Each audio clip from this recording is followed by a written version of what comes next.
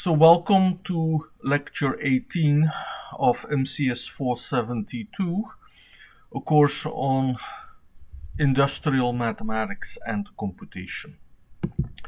So the topic of today is cost-benefit analysis. What we will try to do is to provide quantitative justifications for investments. The main tool is a reverse interest calculation, and for that we are using the concept of the present value of a future sum. So there are two parts. In the first part, our calculations can be done by a simple calculator. In the second part, we will introduce a little bit more terminology and use a data frame. One typically uses spreadsheets, but since we are programmers, we will be using data frames to justify the investment in new equipment. So at the end of this lecture, I will explain two proposals of project topics. So you can see that these topics are quite interesting, and you may already have an answer to that, to these projects right away, these two questions. But the emphasis in this lecture is on the quantitative reasoning. How can you make a justification purely out of financial considerations for important decisions? Okay, so here is the main problem. We have to make an investment decision. So the investment has a cost, so it requires a sacrifice. If there is no sacrifice, then the decision might also be very easy, given that there is an expected return. So we will consider the current cost against an expected return. So this lecture comes after two lectures on regression. Predicting the future is also what makes these decisions kind of very interesting, but also kind of rather hard. The main tool is a reverse interest calculation. What one will do is that the investment, that the cost that needs to be made today, will be compared to a safe investment. And then the expected return should be more than the safe investment. So the main question is the investment and the sacrificing now, is it actually worth it? Here are two problems that we will consider. So the first problem is that we are expecting an inheritance in 10 years, assuming that 5% interest rate and continuous compounding. How much can we borrow today? So given the alternative of a safe investment, what would be the maximal amount a banker would be willing to give us today, if we after 10 years promise to pay off the loan with the inheritance? Another problem, but it will turn out that this is quite related, is a payout. So it could be the lottery, you won the lottery, or it's a settlement for an insurance claim, and it's rather a large amount of money. So either you pay, you get everything, you cannot get everything, but you will get half of the money now, or you get over 25 years 25th of the price. So in the second option, actually you get everything, but the drawback, of course, is you don't get everything. all at once. So in the first problem, we fixed an interest rate. In the second problem, we are going to see that when we solve this problem, that the answer is independent of the value of the price, which is kind of interesting. Okay, so and there is a constant. So why are these two problems listed here? Well, they motivate the concept of the present value. So what is the present value in the first problem of our inheritance? That will occur in 10 years. And what is the present value of these 25 yearly installments in the payout in the lottery or of the settlement? Okay, so let us solve the, before solving these problems, let us look at reverse interest calculations.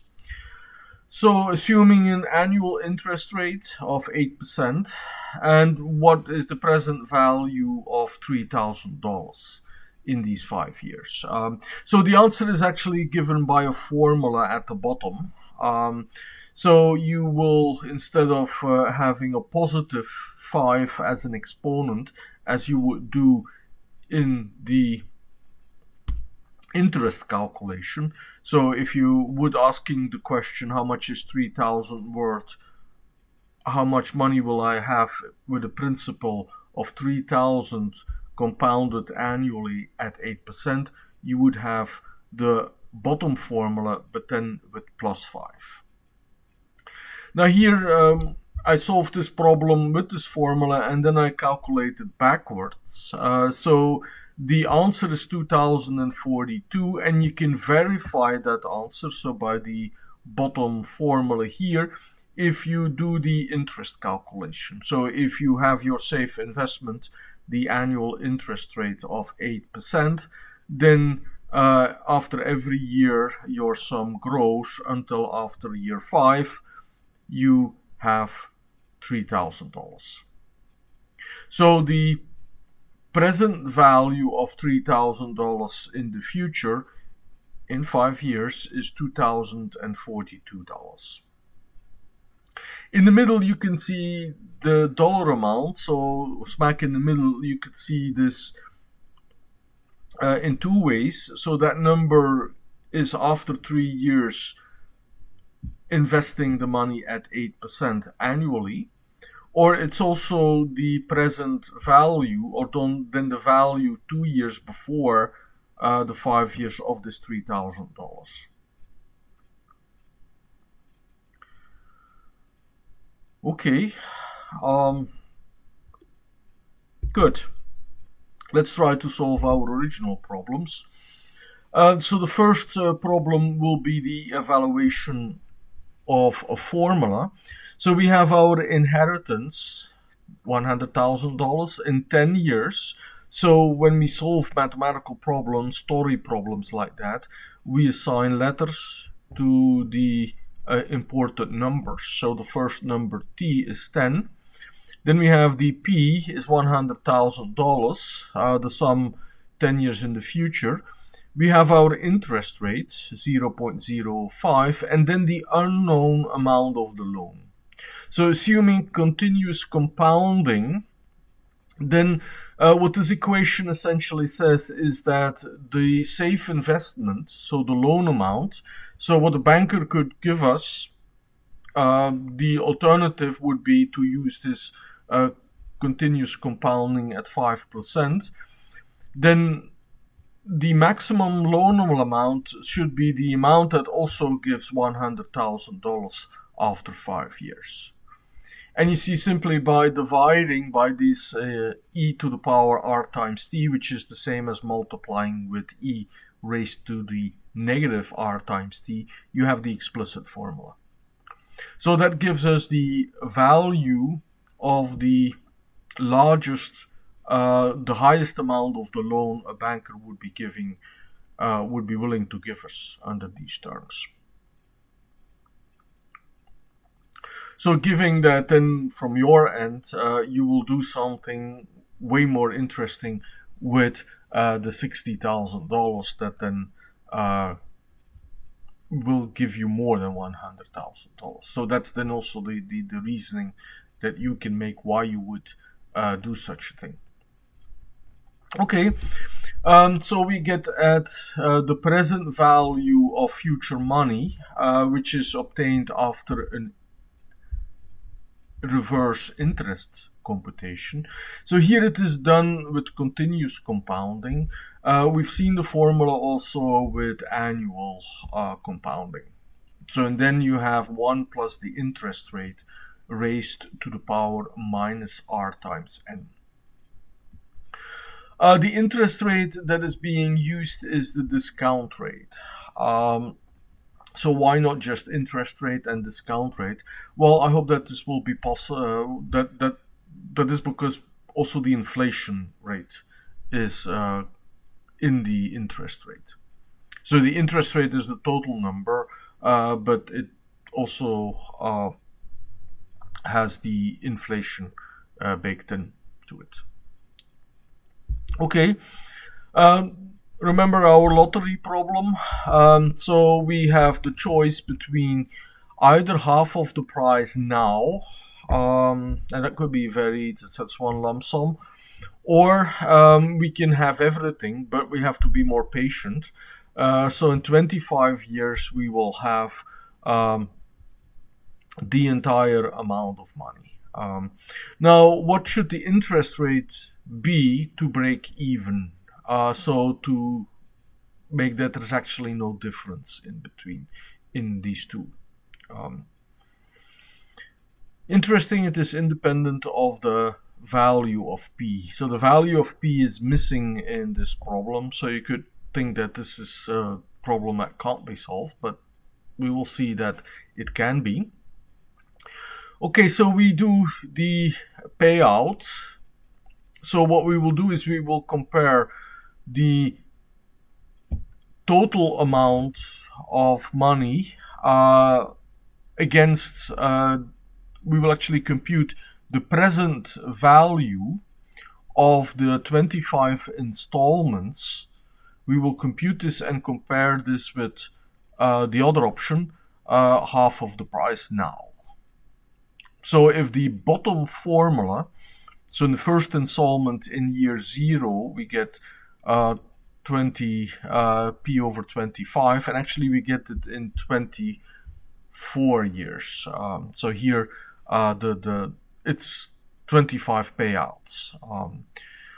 So we compute but the amount that is being paid every year is actually the same. We could say, hey, we get the same amount of money each time, but of course if you reason money in the future, the same amount of the future is never worth as much as the money that is now. So we saw in the previous example, at 8% annual rate, $2,000 now is worth $3,000 in 5 years in a safe investment. So what we do is we kind of imagine that all these installments, we compute what the value is if it would to us now. Okay, so the formulas tend to be a little bit more complicated. So here we use the summation formula for the geometric sum. So we have the geometric ratio e to the power minus r, and the explicit sum is 1 minus the ratio to the power number of times plus 1, so that's why we get the 25 in there, divided by 1 minus the ratio. So that's the geometric sum. And then we have the break even. So when, for which rate, so the unknown is r. I should probably have emphasized that also on the previous slide. So r, that rate is our unknown. That's what we want to obtain. So we obtain an equation in two unknowns, but the price, the p, factors out. So then it simplifies into one equation in one unknown. Now, in some sense, it's actually not really so useful now. How do you now get a number there? Well, you could try an error, but we will use Julia, and the interest rate for that to be the same is 6.74% compounded annually. So if the interest rate that would be used would be lower, then actually the present value would be higher, and you should go for the installment option.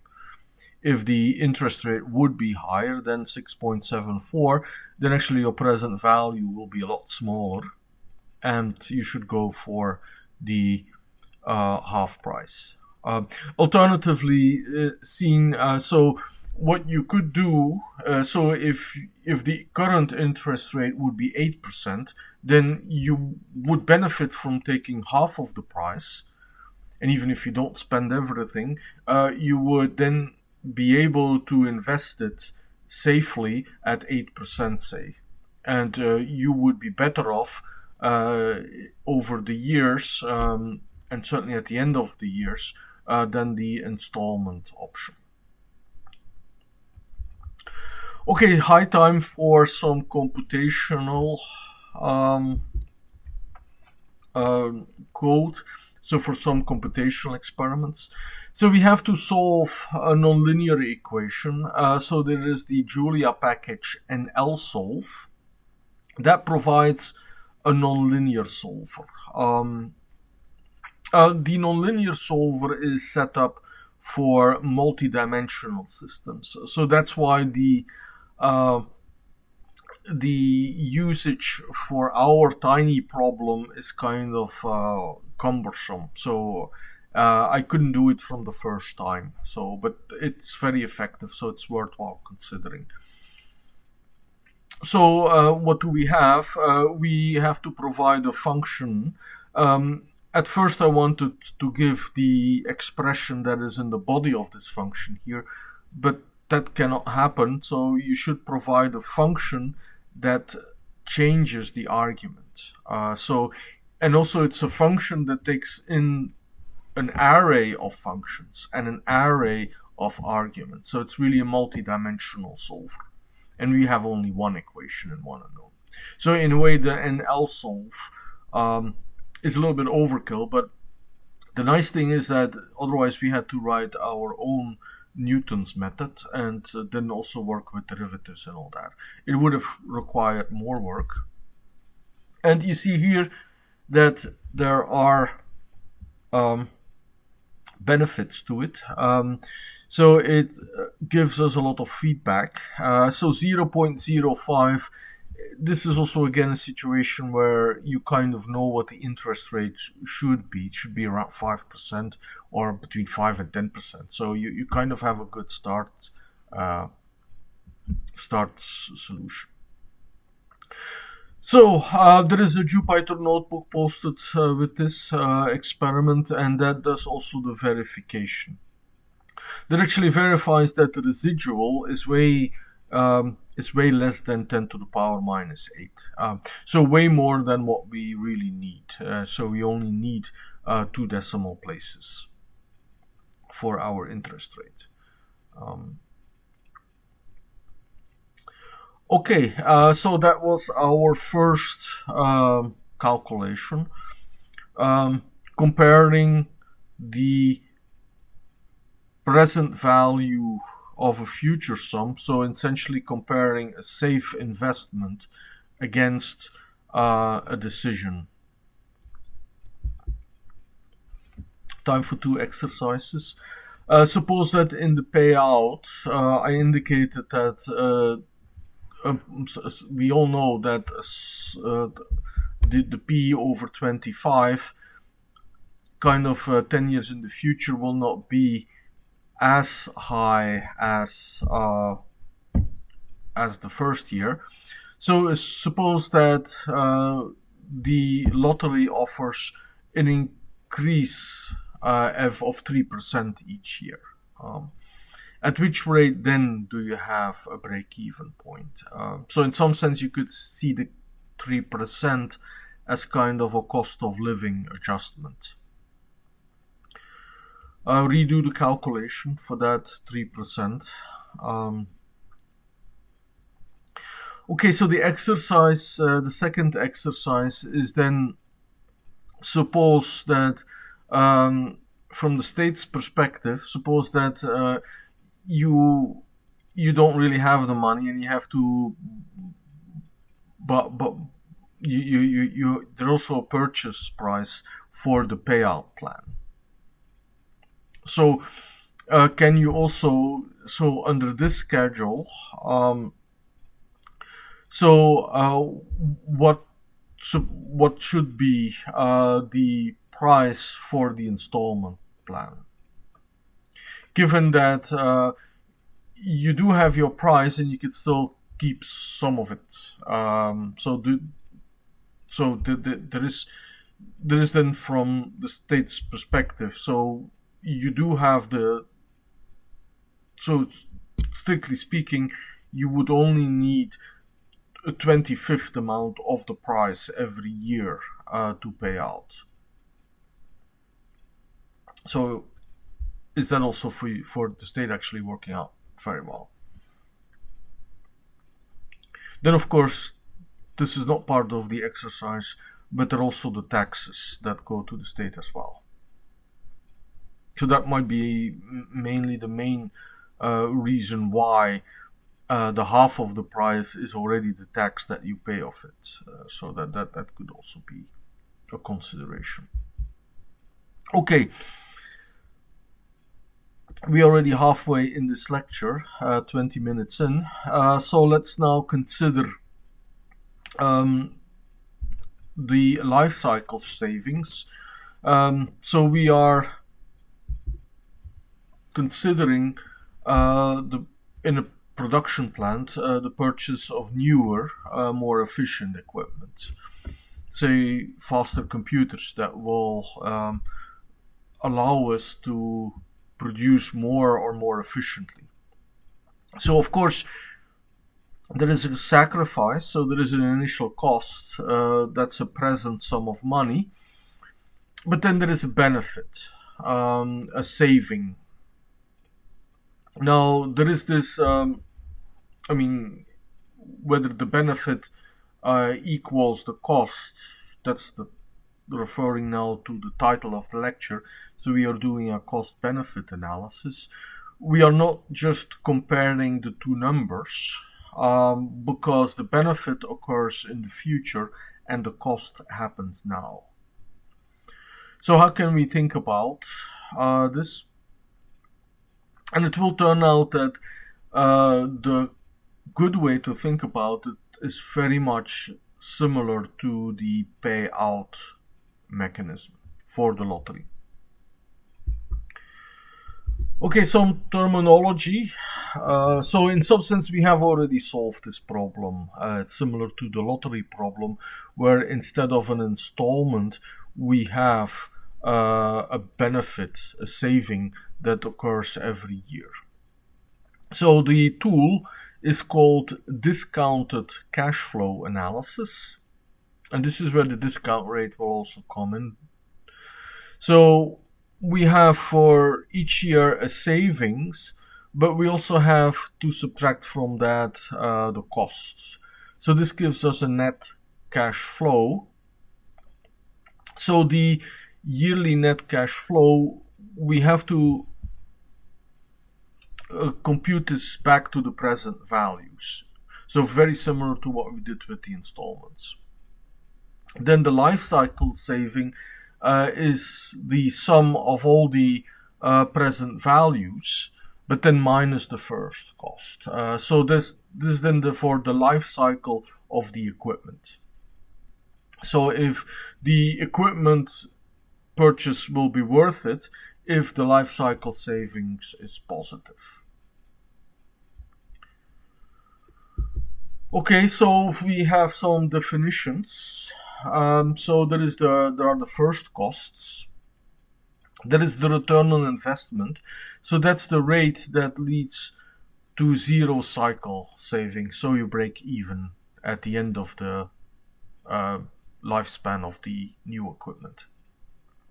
Then there is the, in case that it is zero life savings, the payback period is then the life cycle, the lifespan of the equipment. If not, there is a payback period. So there is a time that the present values of the savings have actually surpassed the initial investment. Let's look at an example. Before we have to define the discount rate. So what are the important actors in the story here? We have the cost, which I denote by Q, the investment, the savings, which is the P, the price if you like, and then the lifespan, the number of years. So we have the formula, and here you see now where the lottery installments was actually quite useful. So the present value at a discount rate R can be accumulated over with this formula that we used before. So this is against the cost of the investment. And the rate that is going to be used there compares the interest rate of a safe investment minus the inflation rate.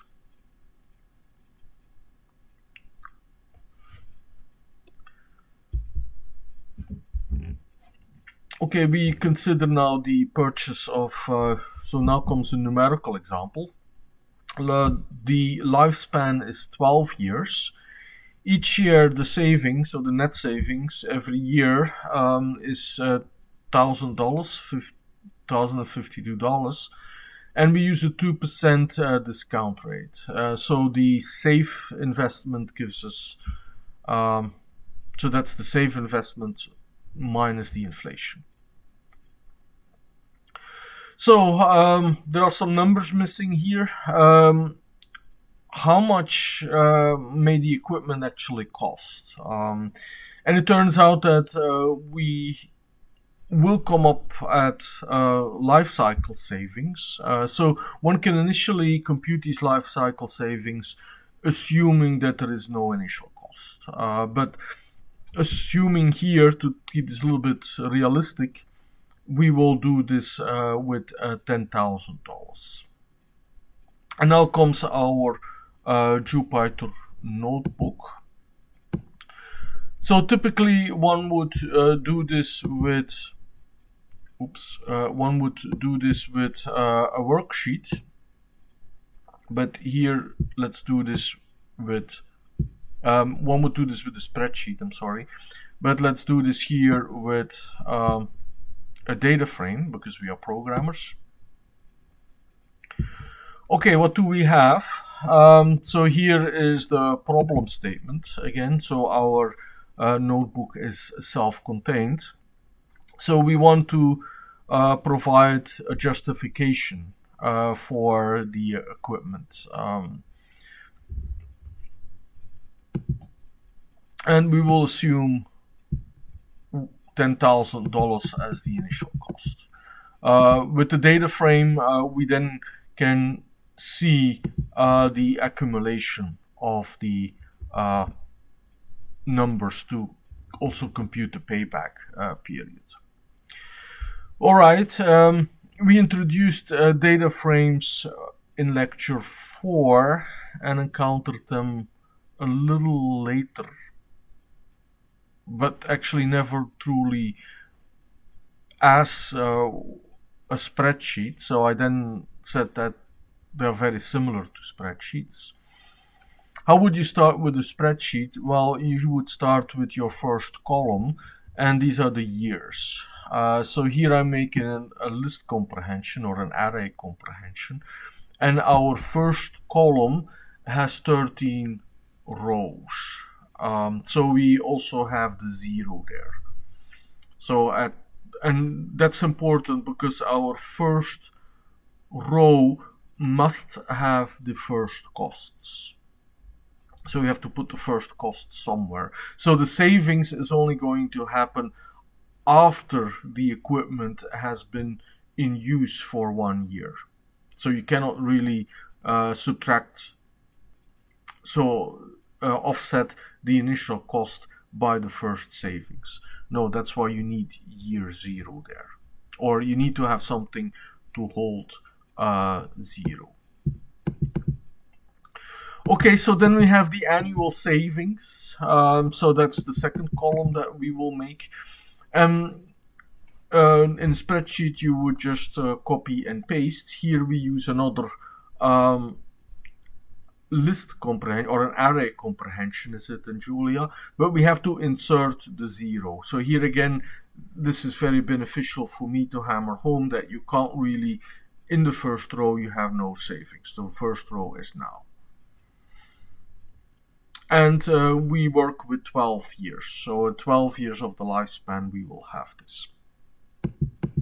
Okay. So we add this column again. So I should have pointed out already with the previous edition that we have headers. So that's a little bit more fancy than working with a plain matrix. The other feature is that in a matrix all entries have the same type. Here we are working with integers, so far so good, but we will also have floating point numbers getting in there. Okay, next, so we have our savings. Then we have the equipment cost. So the equipment cost it's the symmetric, it's kind of the opposite as the annual costs. So we have a 0 everywhere after, so we have no more costs. So here this also assumes, so the net savings, this assumes that this also incorporates the maintenance of the equipment and the potential repairs and all that. So that's the simplification of this model here. Alright, so we now have 3 columns. One could think now that you could add up all the savings and compare them to the costs, and then would definitely be worthwhile. We can see this already, but that's not the correct way of thinking about this. We have to compute the present values. And here is where it gets a little bit interesting. So we have to work with the continuous compounding. Making sure here that there will also be, so we will use 1 for the first year. So, and again we have a 13 element vector. So 0, there is no saving there. So there might be better ways to do this, but you see I took the savings column entirely and then I computed in another array comprehension all the present values. So as a programmer this is quite natural. If you are a spreadsheet user, and you can still use spreadsheets to solve this problem, then you would copy, you would create one formula with it would be a $sign in it, but somehow a variable in there, and you would copy and paste that. And the spreadsheet would automatically adjust the places where the savings properly needs to be used. Here I had to do this a couple of times because these are arrays in Julia and they start all at 1. So here you see that I used the k plus 1. But k starts at 0 logically. Okay, so this starts to get already more interesting, and you see now that I have 64-bit floats. And you see the present value of the saving.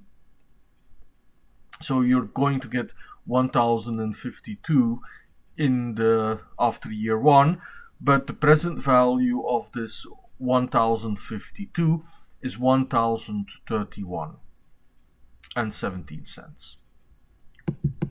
Okay, so that will be the next column, the 4th column, with the present values. So you see now it gets kind of interesting. We see the value, the present value of the future savings in the future diminish, as is natural. And now we add the row with the sums. So here, in order to answer the original question, assuming $10,000 for the cost, so we will add. So actually, it's mainly the last sum that is important, but I'm adding. So I have 4 columns, so I have to add 4 numbers. So I add the sums of the savings, the costs, and the values. So it's actually mainly the last sum that is important. So I will immediately scroll through. So you see after year 12, so the last row, there is no more year, so I left it 0, so that this is not the 13th year. So if we would not take into account the adjusted savings calculation, so we would end up with 12,000 as the total savings, but recalculated to the present value, because we have to compare the first costs that we have to pay now to the present values of all the savings. So you can see that the highest, so the economically justifiable under these circumstances, the highest price for the equipment is $11,150 under these numbers. So we've answered the original question, but you can also ask about the payback. So in which year do we actually recover the cost of the investment? That's a kind of an important number as well. I mean, you may actually not want to break even here, because there is always the hazard that the equipment breaks down and that the lifespan is actually not 12 years. So here it gets a little bit more interesting to calculate this. So what I do is I add up, I compute all the subsums of the present values. So the present values are in the 4th column. And for every year, now starting at year 1, I add up all the sums of the present value. So how much savings did I have? So this starts negatively, so that I have my purchase cost minus $10,000. That's what I'm in the red. The loss that I would incur if the equipment would break down prematurely. And you see that at the very end I have the difference between the 10,000 and the 11,150 cents. But before that, I already have, so in the next to last year, so after the 11th year, actually I do have already the payback period is actually not after 12 years, but after 11 years. Occurs actually before the 11th year, if you would break it down further. Okay, so that's the solution with a data frame. So let me go back to the slides. Trying to get this out of the way here.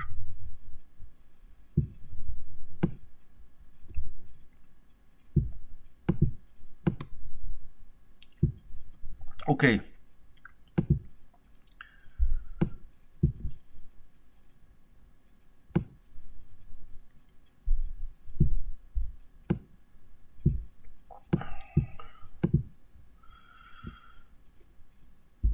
Okay, so we have the question again, and here is essentially the summary. So this data frame, or can also be equivalently be made with a spreadsheet.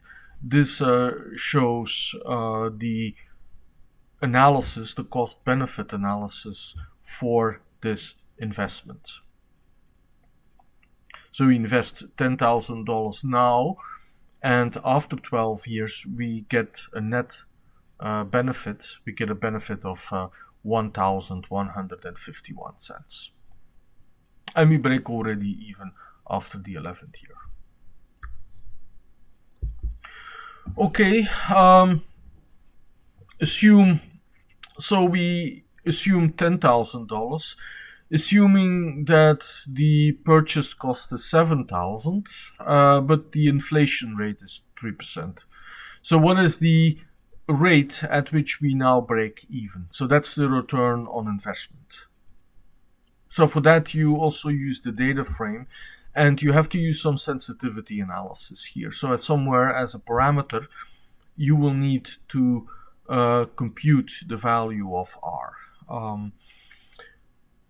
The textbook reasons still with the trial and error analysis of a spreadsheet. You can also try to formulate a nonlinear equation. So we can we can set up nonlinear equations and solve them. So that's where the NL solve comes in handy. Then another more likely scenario often is that you do not have this 10,000 and not even the $7,000 to purchase your equipment, so you have to borrow. And here are the terms of the loan. So you have a loan for the expected lifespan. There is an interest rate on the loan, and there is a $15 down payment. So here the equipment costs will probably differ from what was before. So also justify this. So that's the main purpose. Okay. There is a very short chapter, 7 in our textbook. The subject itself, here we made some very simple speculations, and in the last example we stipulated that 1,000 would be the net savings, but that's actually where the predictive model of the future comes in. So this is why this follows regression analysis. So the textbook spends only about 5 pages in the chapter on this. From a management perspective, cost-benefit analysis is also described in this textbook here. So I took a Springer book that you can retrieve online through our UIC library, and that also contains the terms in one of the chapters. But there is an abundance of literature on cost-benefits analysis.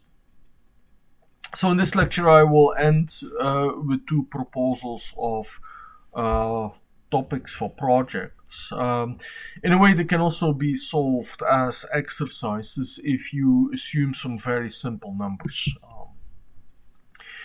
Here is the financial question as to making a doctoral degree. I would say that in my opinion, in my personal experience, this was my least concern. Actually, I never truly considered the financial implications when I made my PhD.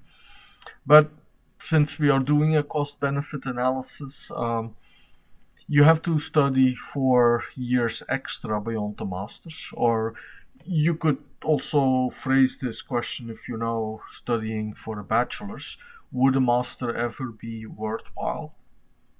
What do we consider? So we have the extra degree that is expected to pay a benefit, but it's in the future. The sacrifices that you currently make are the tuition costs and all other costs that you incur for your education. And also, for 4 years, you lose income. So, assuming that with a master's degree you would already be employed for 4 years, so the investment cost is the present value of your 4 years working as a master's, and also all the costs that you have with your education, which would be mainly tuition. Um, so the mathematical model should be fairly simple. You can take some numbers out of the air if you like. There are salaries, so in academia, in public universities, the salaries are public as well. You can also focus on mathematics. So the American Mathematical Society does have salary surveys, so there is reliable data to get something out of there. So the second question is actually, you could also change this question. I indicated that you could also, is a master's degree worthwhile? The second question could lead to a completely different project. Given a PhD, uh, what's the difference between academia and industry? So some people say, if you plan to go on industry, then making a PhD is not at all worthwhile, because while you would be starting, so the loss of practical experience, industrial experience, you're not going to make up for that. Okay. Then a second problem is the commuter problem. If you have to commute to work or to school, suppose that you have the option of reliable public transport, and living in the city of Chicago, there is public transport. Um, we can just make the distinction between using the available public transport, getting to UIC or getting to our work from home, or using our own car. In the study, consider the normal lifespan of a car. You could also, if you restrict it to the duration of your studies, you could also take 4 years. Suppose that when you enter as a freshman, you make that once in a 4 year decision to not buy a car. That's to make a PhD to offset the cost of it. So that's where the first, if whoever sponsored your education then complains, if you want to go for a master, you can always say, but hey, I used public transport during my 4 years of my bachelor's. Look how much I saved. So in making the model for the cost-benefit analysis, you have a fixed fare, but that you must assume that there will be annual fare hikes. So then the cost of a car, so that's the purchase price. So if you consider only 4 years, you could assume that is also the lifespan of a car. That makes it a little bit simpler. Then you don't have to deal with the depreciation cost. Suppose that after the 4 years, you have to figure out what is the value of the car. If I had to sell the car, so in public transport, there is no first cost there either. In Illinois, you pay taxes to the city, you pay insurance, you have to fill up your gas tank, and then there are the unavoidable repairs and maintenance costs. So you can pick numbers out of the air, and then leave them a little bit as parameters in there. To play with what if scenarios. But there is a saving of using public transport. And you could use this to justify things. So if you are thinking about the annual fare hikes, when are they fair? Given that I would expect that the gap in time would actually grow in savings, given inflation and all that. And now I'm going over time. A variation to this project is also, should you rent or should you buy your own place? So there is the question between renting and buying your house. And here you can then also ask the justification for the rent hikes. Given that as a homeowner you have taxes, you have insurance, you have repairs, and also your house may depreciate in some sense. Okay, I hope this was an interesting lecture, and I thank you for watching and listening.